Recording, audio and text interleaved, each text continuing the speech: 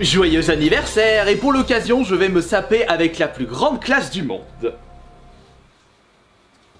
Je suis encore plus BG, je passe de 9 sur 10 à 10 sur 10 grâce à ce couvre-chef. Ouais, qu'est-ce qu'il y a? Oui, je sais, c'est pas marqué 26 ans sur la casquette, je suis désolé, j'ai pas pu trouver une casquette avec l'âge exact de la PS5 qui fête aujourd'hui ses 26 ans. Elle était sortie le 29 septembre 1995 et ça remonte à fort longtemps. Une vidéo qui va être très appréciée des adorateurs de la PS1, mais également des joueurs qui avaient pu découvrir cette console le jour de sa sortie. À cette époque-là, je n'avais pas pu découvrir la PS1, j'avais découverte un petit peu plus tard, c'est-à-dire 3 ans après sa sortie officielle en France, puisqu'à cette époque-là, j'étais encore sur la Super Nintendo. Dans notre famille, on ne roulait pas sur l'or et c'était pas dans nos priorités de nous intéresser aux consoles next-gen. Il y avait encore tellement de pépites à découvrir sur la Super Nintendo qu'on ne pensait pas à récupérer de suite cette fameuse PS1. Néanmoins, on avait déjà pu apercevoir les publicités de l'époque,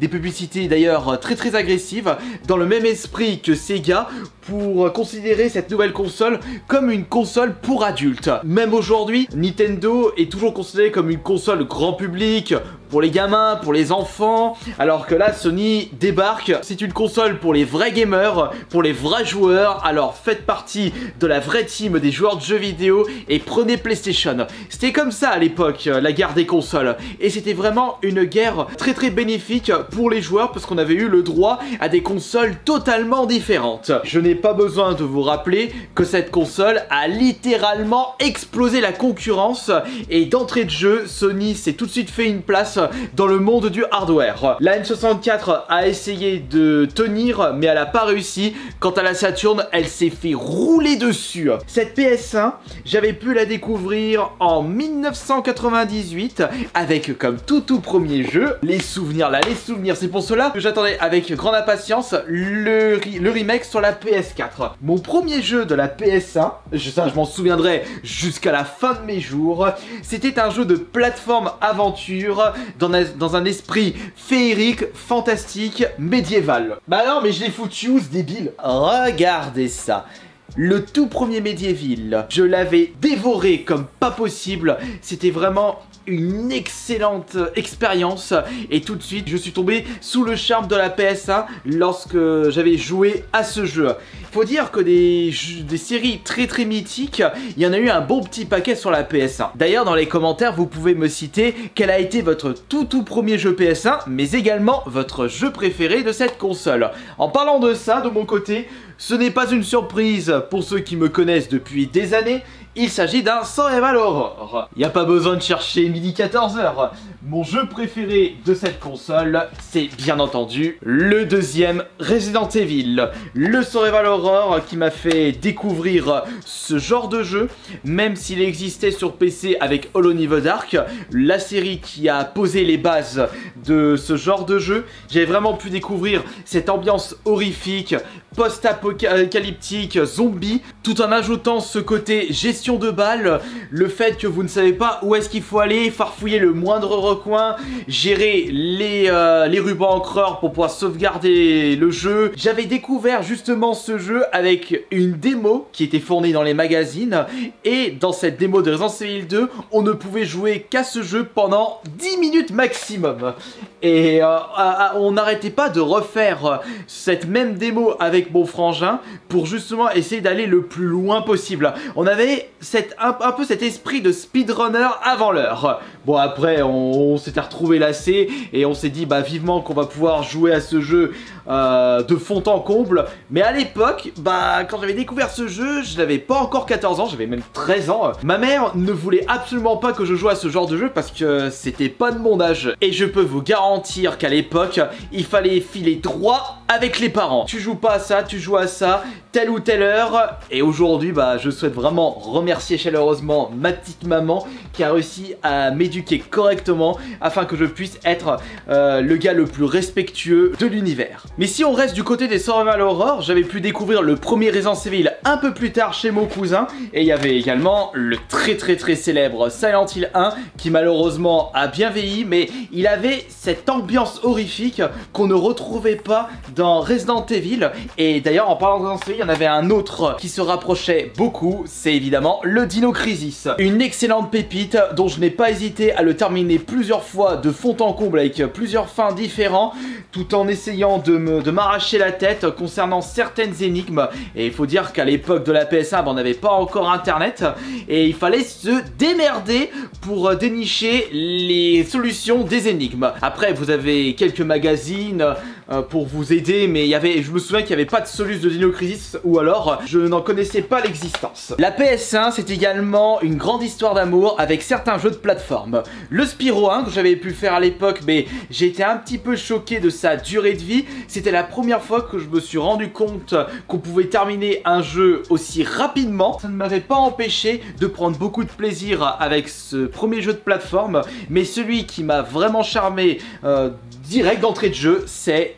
le Crash 2, qui a été une grande histoire d'amour une nouvelle fois, que je considère comme l'un de mes jeux PS1 préférés. J'avais découvert... Non, je me souviens plus si j'avais découvert la démo de Crash Bandicoot 2 ou si j'avais joué au jeu en intégralité. Ça remonte à tellement longtemps que je ne peux même pas répondre à cette question. J'avais joué à la PS1 en 98, donc c'était peut-être 1 ou 2 ans après la sortie. Bah ça fait plus de 20 ans que ce souvenir est parti de mon esprit. Je ne peux vraiment pas répondre correctement à cette question, mais je peux vous dire que j'ai découvert un maximum de jeux grâce aux démos des magazines. D'ailleurs il y en a un qui vient de venir en tête tout de suite, c'est mon jeu de combat préféré de cette console, et c'était d'ailleurs le premier opus que j'ai pu découvrir de cette série extrêmement mythique. C'est évidemment Tekken 3. Non mais c'est pas possible, je l'ai pas dans la collecte Tekken 3. Bon eh bien ça fera un jeu à récupérer pour ma collection. Encore c'est pas trop un souci parce que c'est pas un jeu qui coûte extrêmement cher par rapport à certains que je n'ai jamais pu mettre la main dessus tellement ils sont convoités.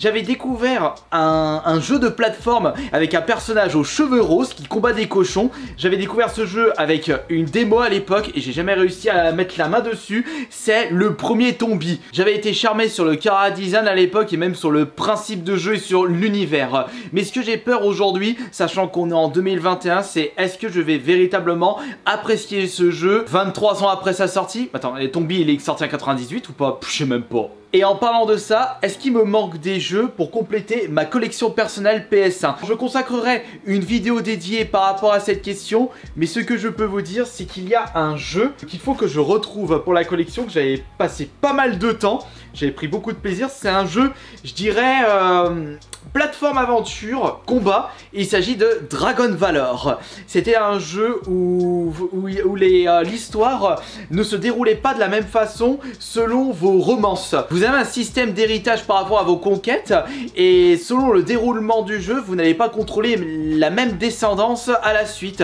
Et forcément pas les mêmes niveaux et pas les mêmes boss d'après mes souvenirs. Et j'ai trouvé ce principe excellentissime. Il faut vraiment que j'arrive à remettre la main sur ce jeu puisque c'est un petit peu l'objectif de ma collection, posséder tous les jeux que j'avais pu découvrir à l'époque. D'ailleurs en parlant de ça, je sais que je ne suis pas un gros fan des RPG, mais il y en a quand même quelques-uns dont j'ai pris beaucoup de plaisir à les faire. À commencer par le jeu qui m'a poussé à traduire intégralement les menus et le principe du jeu alors que je n'avais aucune solution à l'époque, mais j'appréciais tellement ce principe de jeu, c'est comme ça que j'avais pu découvrir les tactical RPG, que la barrière de la langue ne m'avait vraiment pas gêné pour terminer celui-ci. Ça va me permettre de faire une petite transition avec le début du piratage, c'est-à-dire les PS1 +C qui nous permettaient de jouer aux jeux gravés, mais il y avait un réel avantage par rapport à ça, c'était le fait de pouvoir jouer à des jeux qui n'étaient jamais sortis chez nous, et celui-ci en fait partie.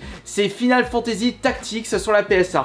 Malheureusement, ce n'est pas un jeu qui est sorti chez nous à l'époque. On a pu voir le débarquement de ce jeu en version française, mais avec la PSP. Et sur la PS1, j'avais un CD gravé de celui-ci et je l'ai fait jusqu'à la fin et j'ai pris un plaisir monstrueux. et c'est comme ça que je suis tombé amoureux des tactical RPG. Et il y en a un autre aussi que j'avais pu découvrir à l'époque en compagnie de mes frères, c'est le célèbre Vandalurt. Alors celui-ci c'était assez particulier à l'époque, puisque mes frangins et moi, on avait chacun nos personnages et on se passait la manette et on avait terminé l'intégralité du jeu, comme ceci, comme si on jouait à 3, comme à l'époque sur Secret of Mana. Également, la PS1 n'est pas une console qui m'a franchement marqué de par son côté multijoueur. J'étais beaucoup plus sur la N64 à ce moment-là, mais il y a un jeu que j'ai vraiment pris plaisir à faire en compagnie de mes frangins. C'est un jeu qu'on avait énormément joué sur le PC, mais il était impossible de jouer à plusieurs sur le PC, alors que la version PS1, même si c'était moins bien fait, il était possible de jouer à 2 joueurs. Et c'est évidemment, regardez-moi ça, le roi du hack and slash, j'ai nommé Diablo 1. On l'avait énormément joué sur le PC, et quand on s'était rendu compte qu'on pouvait jouer à 2 directement sur la version PS1, bah on l'avait pas mal fait avec mes frangins. Enfin, j'avais plus joué avec le frère jumeau plutôt qu'avec le grand frère. Mais vous saviez qu'il existait un jeu sur PS1 où on pouvait jouer jusqu'à 8? Non, c'est pas Bomberman, c'en est un autre. J'avais même tenté l'expérience avec des potes. C'était un gros capharnaüm, mais qu'est-ce qu'on avait rigolé ce jour-là. C'est le Micromaniacs. Vous branchez 2 multitapes et il était possible de jouer jusqu'à 8 en même temps. Bon, je peux vous dire que direct dès le premier virage, bah, il y en avait 3-4 qui sautaient.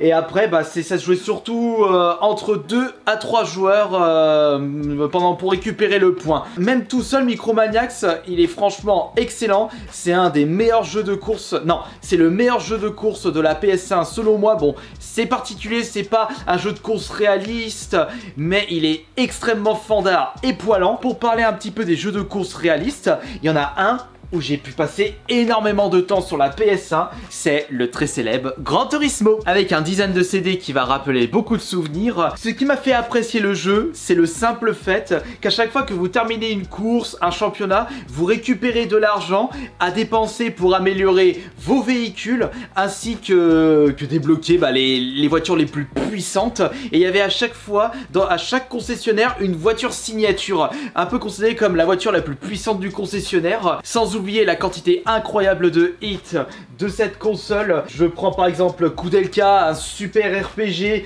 J'avais pu passer énormément de temps sur Parasite F2, qui est un mélange de RPG et Survival Horror. Les cochons de guerre, un Worms en 3D avant l'heure. Kula World, bon celui-ci j'avais découvert avec une démo, j'avais pu trouver la version boîte, mais j'avais des nœuds dans le cerveau tellement c'était le bordel. Kurushi Final, un puzzle game qui m'a permis d'obtenir les 143 de QI sur internet. Breath of Fire 3, un excellent RPG où vous pouvez faire plein de choses en un seul jeu. Pêcher des poissons que vous allez pouvoir utiliser en tant qu'objet, vous occuper de la ville des fées, farmer comme un gros porc, une superbe histoire. Medal of Honor 1, le FPS qui m'a fait découvrir l'ambiance guerre mondiale. Avant Call of Duty, bah, c'était celui-ci le numéro 1 sur console. Et des jeux de sport extrême comme Tony Hawk 1 ou Cool Borders 2. Sans oublier le tout premier opus Sans oublier le tout premier opus d'une des séries les plus célèbres de l'histoire des jeux vidéo, j'ai nommé GTA. Par contre, leur jouer aujourd'hui, ça pique au cul parce que ça a vachement vieilli. Faudra peut-être que je vous repropose un nouveau gameplay de celui-ci. Mais tout comme la précédente fois, je pense pas que je vais y arriver.